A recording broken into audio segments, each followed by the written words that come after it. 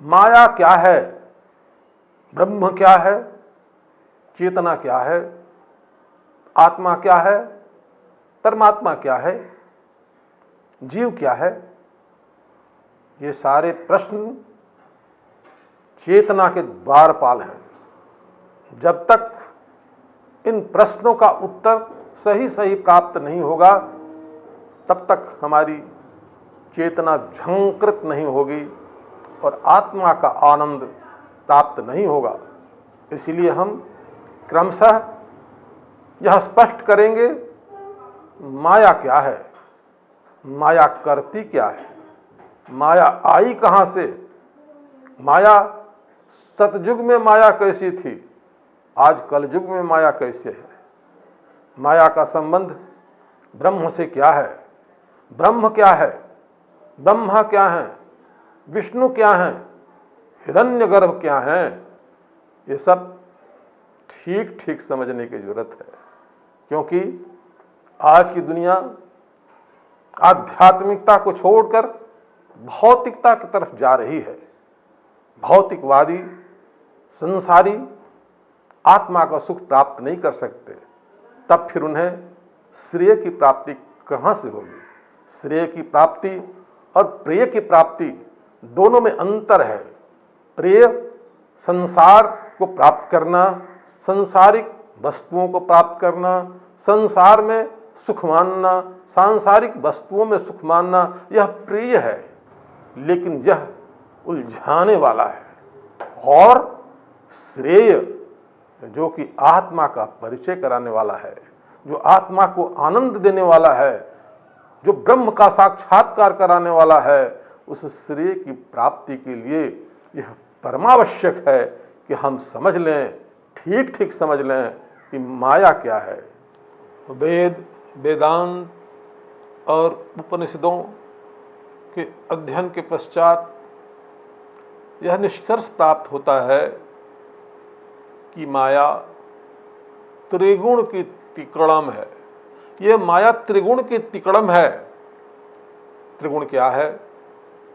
प्रकृति के तीन गुण, सतोगुण, रजोगुण और तमोगुण, इन तीनों गुणों को हम त्रिगुण कहते हैं। माया क्या करती है, इसका भी उत्तर हमें उपनिषदों में प्राप्त होता है। उपनिषद बताते हैं कि माया त्रिगुण के द्वारा जीव को भुलाए रखती है। ये अविद्या है, मुसाफिर को मंजिल तक पहुंचने नहीं देती। यहाँ मुसाफिर से तात्पर्य जीव का है। कोहम का तात्पर्य है कि जीव शिव से मिलने के लिए व्याकुल रहता है। आत्मा परमात्मा से मिलकर ही शांति प्राप्त करता है। जैसे बूंद समुद्र में मिलता है, उसी तरह जीवात्मा हमेशा परमात्मा में मिलना चाहता है। ये माया जीवात्मा को मंजिल तक पहुंचने नहीं देती। मुसाफिर यानी जीव परेशान रहता है। यह अपने गुणों से तरह तरह से मारती है। माया सत्य का सत्व गुण यानी सत्व गुणी माया कीर्ति से मारती है। रजोगुण मारता है धन से और तमोगुण मारता है स्त्री से। माया नर्तकी है, ये नचाती है। नर्तकी, इससे यदि माया का पार पाना हो तो क्या करना चाहिए? गीता के उपदेश में भगवान स्वयं कहते हैं, मां मे व प्रपद्यन्ते माया मेताम तरन्ति ते। जो भगवान के चरणों में अपना मन लगाते हैं, उनकी उपासना करते हैं, तो मायापति होने के नाते वो माया से मुक्त करते हैं। माया मुक्त जीवन कष्ट से मुक्त होता है। हर जीव सुख चाहता है, सुख के लिए दुख पूर्वक उद्यम जीवन भर करते रहता है, लेकिन उसे सुख प्राप्त नहीं होता है, क्योंकि माया में फंसे हुए जीव को ये पता ही नहीं रहता है कि उसका परम सुख क्या है, उसका परम सौभाग्य क्या है। इसलिए वह सुख की खोज में नाचते फिरता है, यहाँ से वहाँ दौड़ लगाते फिरता है। एक वस्तु, एक व्यक्ति से दूसरे वस्तु और दूसरे व्यक्ति तक उसकी यात्रा अनवरत चलती रहती है। इसलिए हमारे शास्त्र कहते हैं, इस नर्तकी को उलट दो।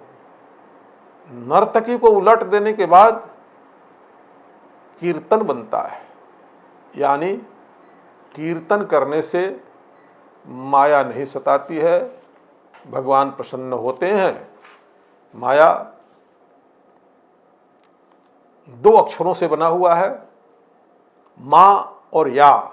यदि हम विचार करें कि माया क्या है, तो इन दो अक्षरों के मेल से बने हुए शब्द स्वयं स्फूर्त होते हैं कि माँ का मतलब होता है नहीं, अनाधिकार चेष्टा माँ कुर्यात, यानी माँ का अर्थ हुआ नहीं।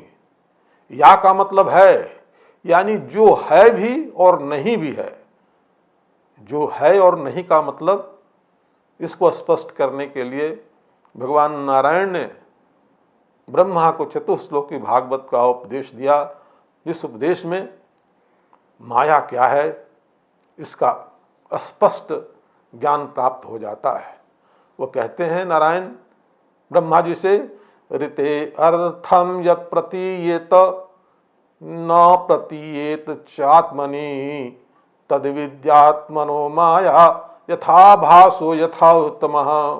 ऋते अर्थम यत् प्रतीयते, ऋत का मतलब अन्य, अर्थ का मतलब परमात्मा। परमात्मा से अन्य कोई चीज यदि दिखाई पड़ता है और परमात्मा नहीं दिखाई पड़ते हैं, तद विद्या आत्मनो माया, यही माया है।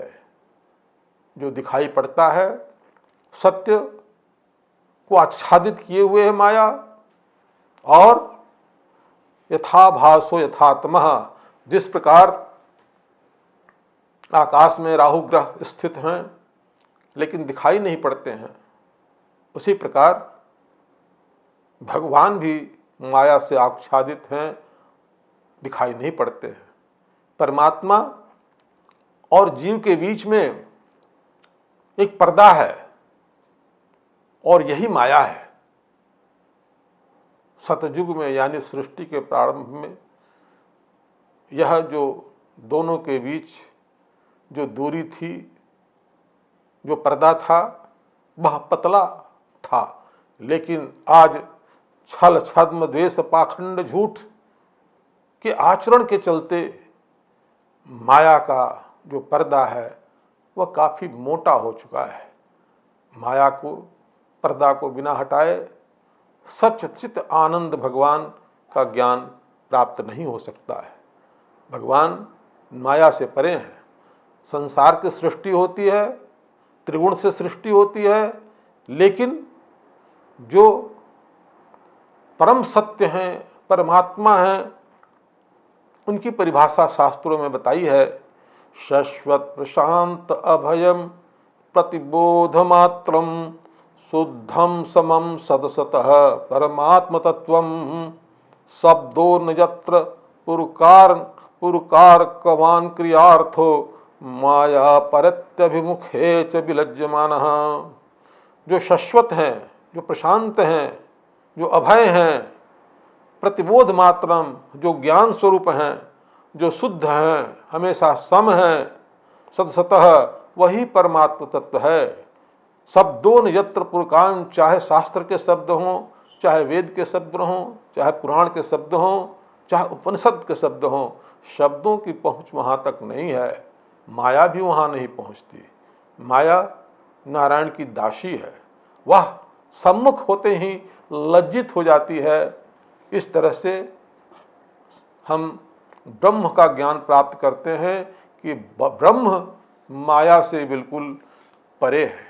इसी बात को स्पष्ट करते हुए सूत जी अपनी प्रार्थना में कहते हैं, जन्माद्यस्य यतोन्वयादितरतः चार्थस्य विज्ञः स्वराट् तेने ब्रह्म हृदय यादि कवये मोहयन्ति यत सूरयः तेजो आदिमृदा यथा विनिमयो यत्र सर्गो मृषा धाम्ना स्येन सदा निरस्तकुहकं सत्यम परम धीमहि। उस सत्य को, परम सत्य को वो ध्यान करते हैं। कौन सत्य?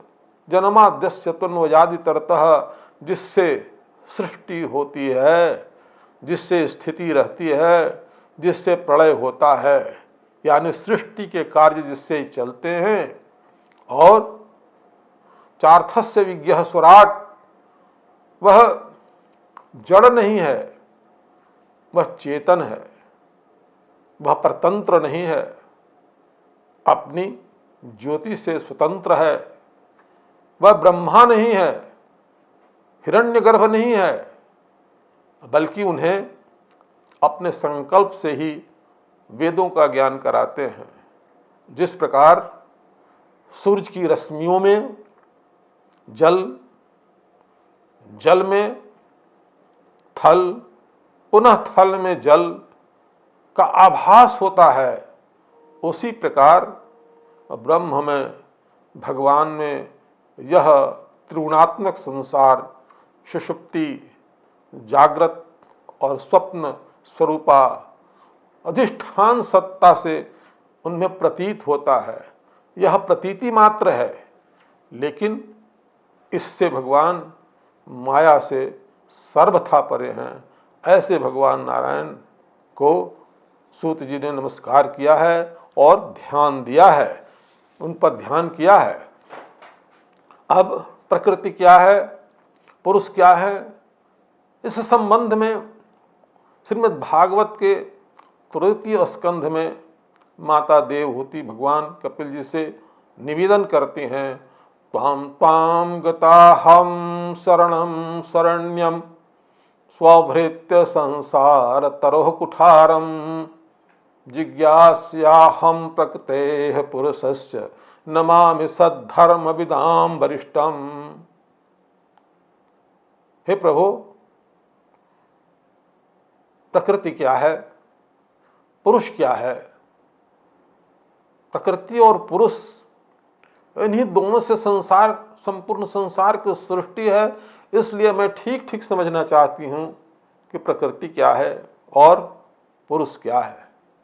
भगवान कपिल मुनि देवहूति के पुत्र के रूप में जन्म लिए हैं, लेकिन अपनी माता को उन्होंने उपदेश दिया, सांख्य शास्त्र का उपदेश दिया।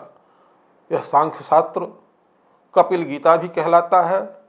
उस उपदेश में संपूर्ण बातें स्पष्ट हैं कि प्रकृति क्या है। प्रकृति के संबंध में भगवान कपिल मुनि कहते हैं, यत्त्रिगुणमव्यक्तम नित्यम सदसदात्मकम प्रधानम प्रकृति पाहुर विशेषम विशेषतः।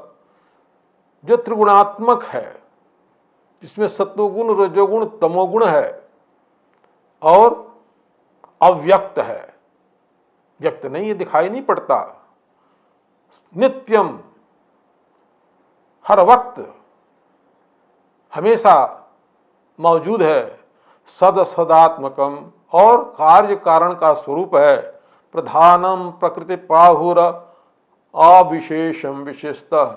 यह स्वयं निर्विशेष है, इसकी कोई विशेषता नहीं है, लेकिन जितने भी विशेष धर्म हैं सबका आश्रय यह प्रकृति ही है।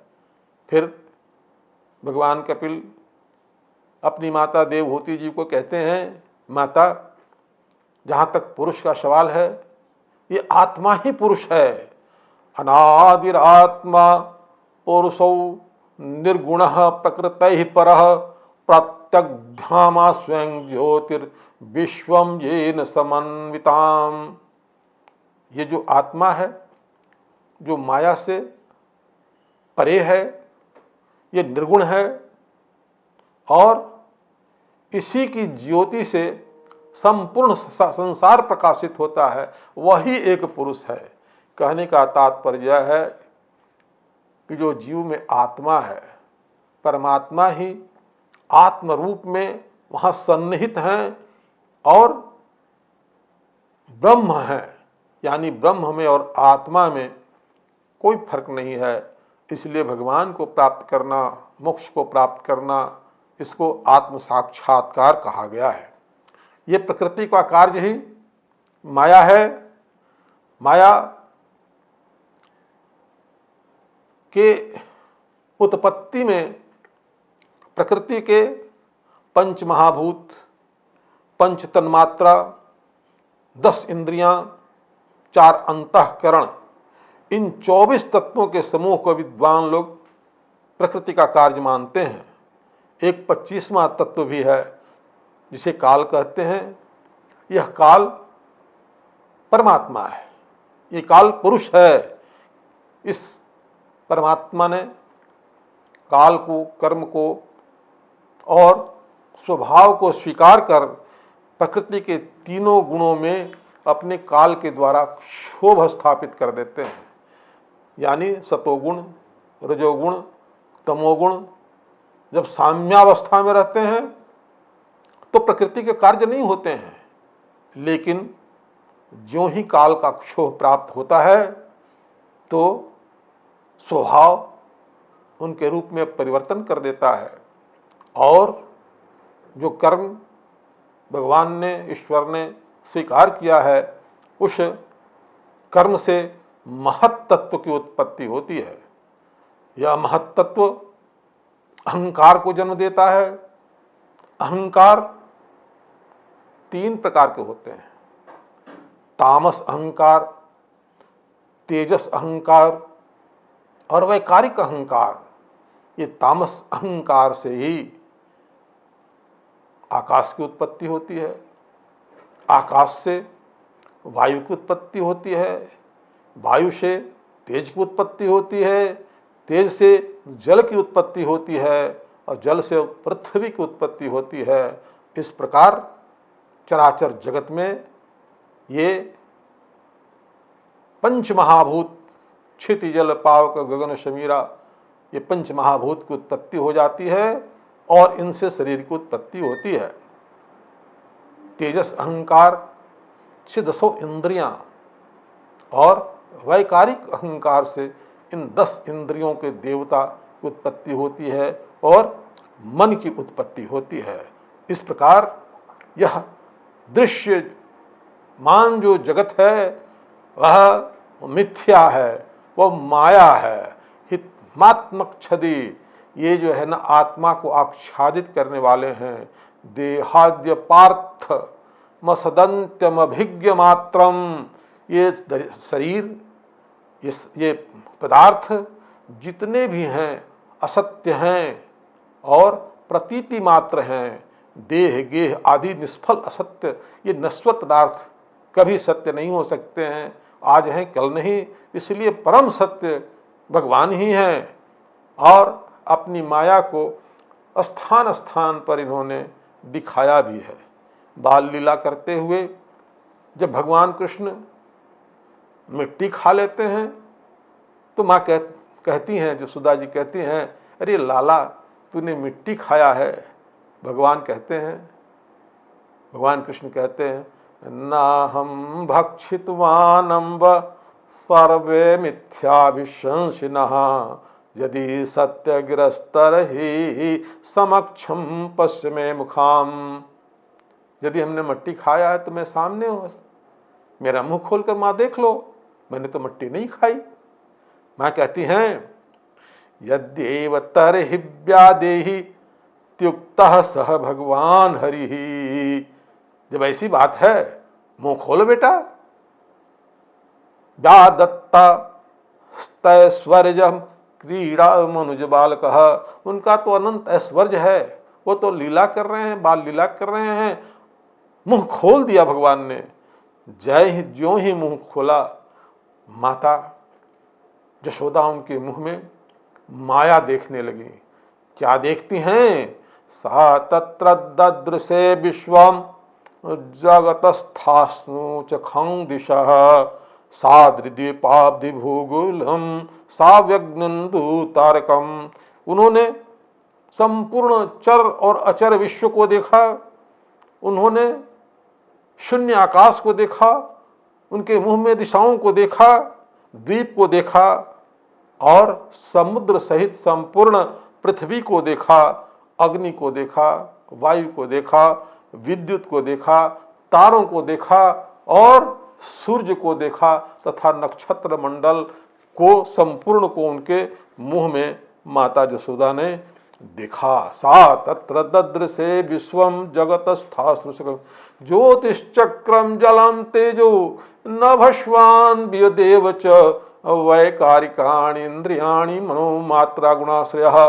ज्योतिश्चक्रम, इन ज्योतिष चक्र का मतलब नक्षत्र मंडल को देखा, जल देखा, तेज देखा, नभ देखा जिसमें पक्षी विचरण करते हैं। शून्य नभ तो देखा ही था, अब जहाँ तक पक्षी इत्यादि विचरण करते हैं, मानव का भी विचरण संभव है, उनको देखा। वैकारिकाणि इंद्रियाणि मनोमात्रा गुणाश्रयः। और वैकारिक अहंकार के जितने भी पंचभूत, पंच तन मात्राएं, शब्द रस रूप गंध इत्यादि तथा साथ साथ दशों इंद्रियां और वैकारिक अहंकार को भी साक्षात रूप धारण किए हुए उनके मुंह में देखा। ये तद विचित्रम सहजीव काल स्वभाव कर्मा शैलिंग भेदम सोनस्तनो वृक्ष विदारिता से ब्रजम सहात्मान भवाय शंकाम। इस तरह का विचित्र दृश्य देखा, जीव को देखा, काल को देखा, स्वभाव को देखा, कर्म को देखा और अपने अपनी वासना के अनुसार जिस तरह से लोग संसार देखते हैं, अपनी वासना के अनुसार, अपने शरीर के अनुसार उस तरह की वासना को भी देखा। इस तरह से ब्रजम महात्मान ब्रज को देखा और अपने आप को भी भगवान कृष्ण के बाल लीला करने वाले बालक कृष्ण के मुंह में देखा और वो शंका, उनको बड़ी शंका हो गई, आखिर ये है क्या? ये तो भगवान की माया थी। बड़ी शंका में पड़ गई माता जसोदा। उनका पुत्र भाव समाप्त हो गया, भगवान को लीला करनी थी, मैया को फिर मैया बनाना है, इसलिए अपनी योग माया के प्रभाव से इनकी सारी इस तरह की स्मृतियों को उन्होंने विच्छिन्न कर दिया।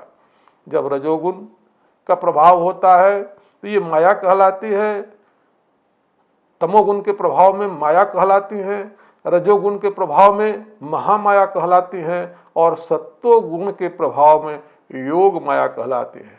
भगवान कृष्ण अपना कार्य योग माया के रूप में कराते हैं। इस माया से इस तरह उनको माया का दर्शन कराया। दर्शन कराने के बाद अपने योग माया से उनको फिर पूर्ववत स्थिति में लाकर सामान्य महिला, सामान्य माता के रूप में उपस्थित कर दिया।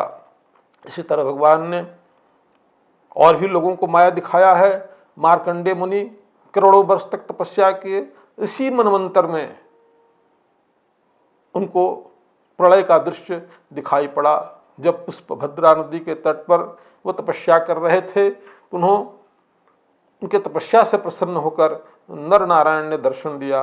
उन्होंने निवेदन किया, हे प्रभु, मैं आपकी माया देखना चाहता हूँ। कहा ठीक है, समय आने पर माया आप देखेंगे। एक दिन पुष्पभद्रा नदी के तट पर जब तपस्या कर रहे थे, अपना नित्य कर्म कर रहे थे, अचानक देखते हैं कि चारों तरफ प्रलय हो रहा है। प्रलय की आंधी बह रही है, मूसलाधार वृष्टि हो रही है, बिजली कड़क रही है, सभी दिशाएं बिल्कुल अंधेरा छा गया है, सब समुद्र में डूबता चला जा रहा है। तीनों त्रिलोक को डूबा हुआ देखा, कहीं जल के सिवाय कुछ भी उन्हें दिखाई नहीं पड़ा। ये प्रलय के समुद्र में छटपट छटपट करते हुए हजारों वर्षों तक बीत गए, ऐसा अनुभव करते हैं। बड़ी बेचैनी होती है, बड़ा दुख दर्द होता है, कहीं त्राण नहीं है। अचानक एक पृथ्वी का टीला दिखाई पड़ता है और उस टीले पर एक बरगद का पेड़ दिखाई पड़ता है और बरगद के पेड़ के एक पत्ते के दोने में भगवान कृष्ण दिखाई पड़ते हैं, नन्हे से बालक जो अपने हाथों से अपने अंगूठा को पकड़कर चूस रहे हैं।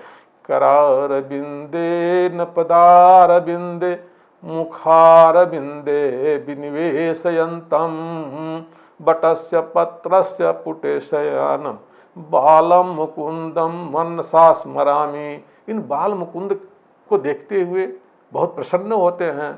थोड़ी देर में देखते हैं कि उनके श्वास से मार्कंडेय मुनि उनके पेट में चले जाते हैं और ठीक उसी प्रकार का दृश्य उन्होंने देखा जिस प्रकार उनके मुंह में माता यशोदा ने देखा था। खम वायु मग्निम जलम पृथ्वी सब कुछ उन्होंने देखा।